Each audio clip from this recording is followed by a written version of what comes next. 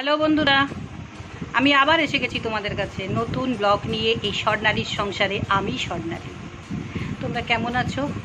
আমি এমনি ভালো আছি, তবে না আজকে একটু বড্ড দুর্বল লাগছে। ওয়েদারটার জন্যও হতে পারে। যাই হোক, আজকে কী কী রান্না করছি তোমাদের তো সবই দেখাবো। এক তরকারি ভাত করছি এখন।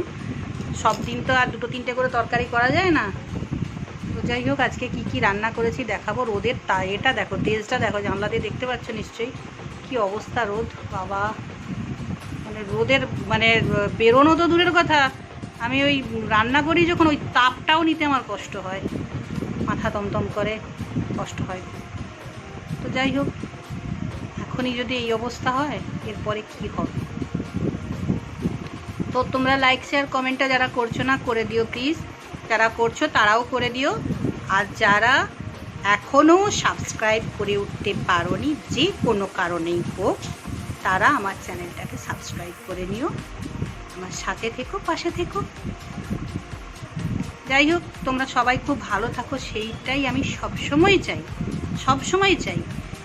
তোমরাও যারা আমার ভিডিও দেখো, লাইক শেয়ার কমেন্ট করো বা সাবস্ক্রাইব করেছো, তারা নিশ্চয়ই আমাকেও ভালোবাসো বলেই করেছো, আমার ভিডিও ভালো লাগে বলেই করেছো। আমাকে ভালোবাসা আশীর্বাদ এত দাও তোমরা, আরও বেশি বেশি করে দিও। আর যারা দাও না তারাও দিও বেশি বেশি করে। আর আমি তো সবসময় বলি, আমি সবার ভালো চাই। এবার ঈশ্বর কাকে কেমন রাখেন সেটা তো ঈশ্বরের ওপর নির্ভর করে। আমাকে ভালো রাখবেন না খারাপ রাখবেন সেটা তার উপরেই নির্ভর করে। যাই হোক, আজকে কি কি রান্না করেছি সবই তোমাদেরকে দেখাবো। চলো, দেখো আজকে এই ভাতটা করেছি। এটা না দুধেশ্বর চাল নয়, এটা একটা অন্য চাল। তো চাল দোকানের দাদা, সেইটা 1 কিলো তার কাছ থেকে আনা হয়েছে। সে বলল যে তোমাদের এই চালটা খেতে ভালো লাগবে না, যেহেতু তোমরা দুধেশ্বর চাল খাও।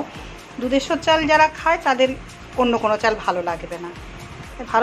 তবু না আমি হয়তো একটু চেঞ্জ করার জন্য নিয়ে এলাম। দেখলাম ভাতগুলো ঠিক মনে পোষাচ্ছে না, জানি না খেতে কেমন হবে, দেখাই যাক। একবার রান্না তো করেছি, কিরম খেতে হয়। আর এই দেখো, ডিমের ডালনা করে রেখেছি আলু দিয়ে। ঝোলটা একটু বেশি রেখেছি, কারণ একটাই তো তরকারি, ঝোলটা বেশি রেখেছি একেবারে দুবেলা। আর ডিমগুলো না ওতে দেখো এমন ঝোলটা আছে, ডিমগুলো দিলে সব উপচে পড়ে যাবে, তাই এতে দিলাম না। ডিমগুলো আলাদা তুলে রেখেছি। এই যে,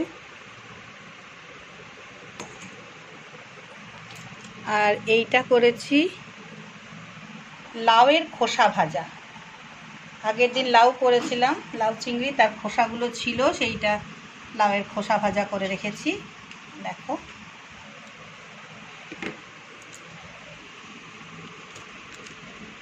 আর এইটা না করেছি চাটনি, আমের চাটনি।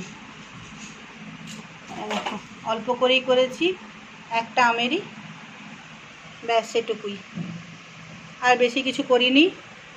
তাহলে আজকের মতো আমি আসি, আবার তোমাদের কাছে নতুন ভিডিও নিয়ে আবার পৌঁছে যাব।